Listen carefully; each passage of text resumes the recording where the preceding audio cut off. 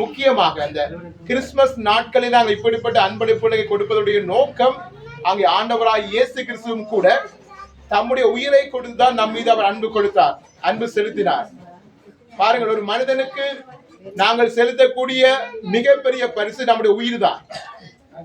அதை ஆண்டவராய் இயேசு கிறிஸ்து இந்த பூமியிலே பாலகனாக பிறந்து வாழ்ந்து எங்களுக்காய் மரிப்பதன் மூலமாக அவர் அதை காண்பித்திருக்கிறார்.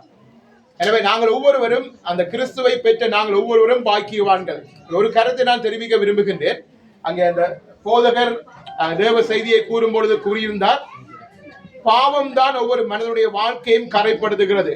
அது இந்த பாவம் இச்சை மூலமாக, அங்கே எரிச்சல், பொறாமை, களவு, இப்படியாக பல காரியங்கள் மூலமாக எங்கள் மூலமாய் வெளிப்படுகிறது என்று அவர் சொன்னார். பாருங்கள், நம்முடைய வாழ்க்கையை நாங்கள் பார்ப்போமாக இருந்தால் நம்முடைய வாழ்க்கை ஆவி, ஆத்மா, சரீரம் முடியாது. ஆனால் இந்த சரீரம், மாம்சம் தான் எல்லா பாவத்திற்கும் காரணம். ஒரு மனிதன் மரித்திருந்தால் அவனால் எரிச்சல் பட முடியாது, பொறாமைப்பட முடியாது, களவு செய்ய முடியாது, துன்மார்க்கமாய் ஜீவிக்க முடியாது. எனவே அந்த மனிதனுடைய மாம்சம் தான் பாவத்திற்கு காரணம்.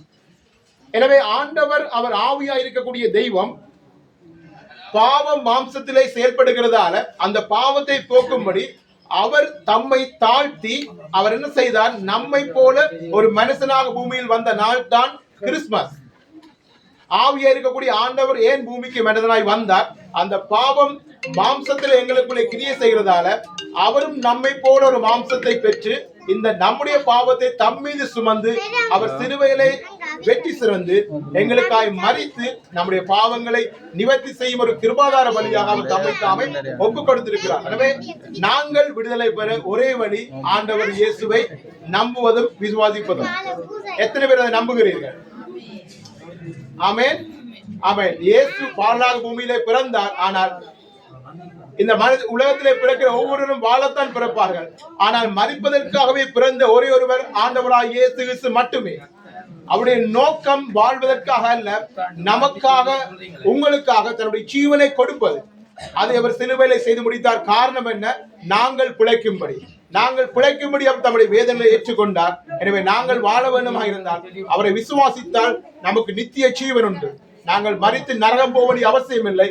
நாம் நித்தியமாக சந்தோஷமாய் வாழ முடியும். அதனால் தான் அவர் தன் வாழ்க்கையை நமக்கு தியாகமாய் கொடுத்தார். எனவே அவரை பின்பற்றுகிற நாங்கள் அவரை போலவே நன்மை செய்கிற மக்களாக, உதவி செய்கிற மக்களாக, மற்றவருடைய கண்ணீரை துடைக்கிற நபர்களாக நாங்கள் வாழ்ந்தால் அதுதான் உண்மையான கிறிஸ்துமஸாக இருக்கும் என்று சொல்லி கூறி இந்த இடத்திலும் கூட என்னுடைய உரையை நான் முடித்துக் கொள்கிறேன்.